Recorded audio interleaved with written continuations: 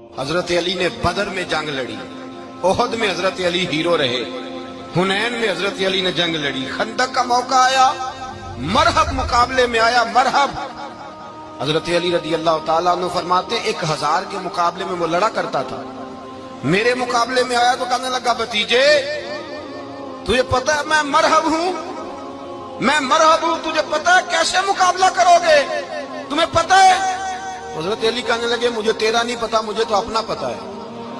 कहा आप कौन है? फरमाने लगे, अना असदुल्लाह व रसूल ही, मुझे पता है कि मैं खुदा का भी शेर हूं, मोहम्मद मुस्तफा का भी शेर हूं।